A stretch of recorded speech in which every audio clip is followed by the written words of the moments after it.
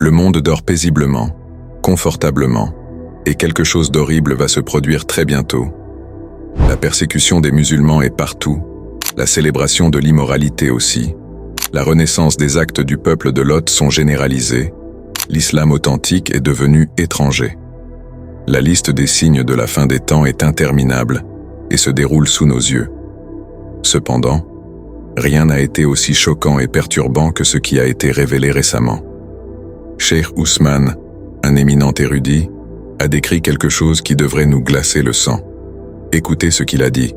Les signes du jour du jugement ont été mentionnés, certains dans le Coran, d'autres dans les hadiths. Les vaches rousses ne sont pas dans nos livres, donc nous ne nous en soucions pas. Vous savez, ils peuvent faire ce qu'ils veulent, je ne m'en inquiète pas. Je vois d'autres signes dont les gens ne se préoccupent pas. Par exemple, un signe que je n'aurais jamais imaginé se réaliser de notre vivant. Ce signe m'a plus choqué que tout autre, et les gens n'y prêtent même pas attention.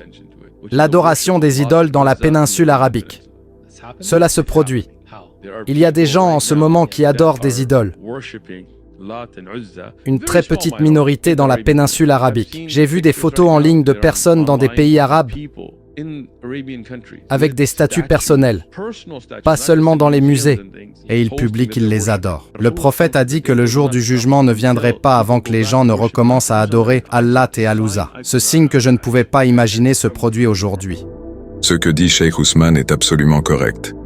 Il y a des rapports provenant de la terre d'Arabie Saoudite, selon lesquels certains membres de communautés minoritaires se sont mis à adorer des idoles.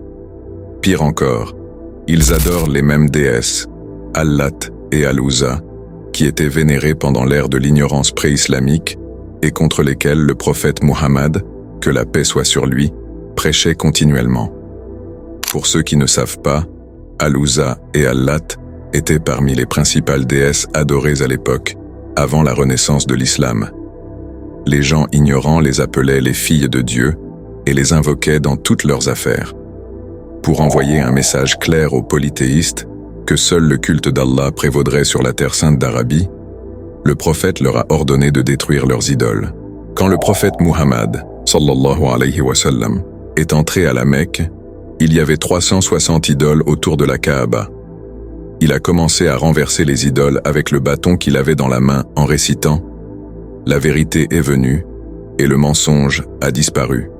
Un sujet de conversation populaire parmi les musulmans du monde entier autour de mi-avril était la possibilité que des Israéliens sacrifient des génisses rouges à la veille de l'Aïd.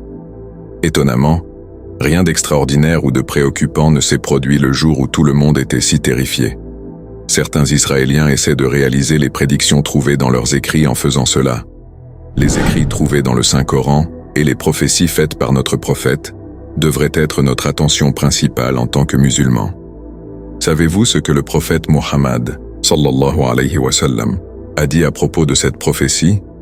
Il avait averti de cet incident il y a plus de 1400 ans.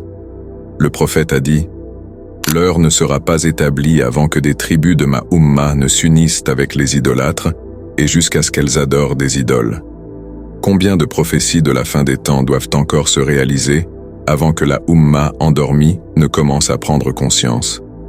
Faites attention à votre environnement et demandez-vous « Quelle prophétie ne s'est pas réalisée ?» Les événements vont à une vitesse phénoménale et seul quelqu'un de totalement aveugle ancré dans cette vie d'ici-bas ne peut rien voir. Cela devrait être un appel à renforcer notre foi et à adhérer plus étroitement aux enseignements de l'islam. Il est crucial de nous éduquer et d'éduquer les autres sur les dangers de s'écarter du chemin tracé par le prophète. La terre d'Arabie Saoudite change pour le pire, mais il n'est pas trop tard. Concentrons-nous sur notre foi et notre lien avec Allah. Évitons à tout prix les grands péchés pour ne pas tomber sous la colère du tout miséricordieux et agissons en bien. N'oublie pas de laisser un commentaire sous la vidéo et de mettre un j'aime. Ça aide grandement à ce que la vidéo soit vue par un maximum de personnes. Qu'Allah nous guide et nous protège tous.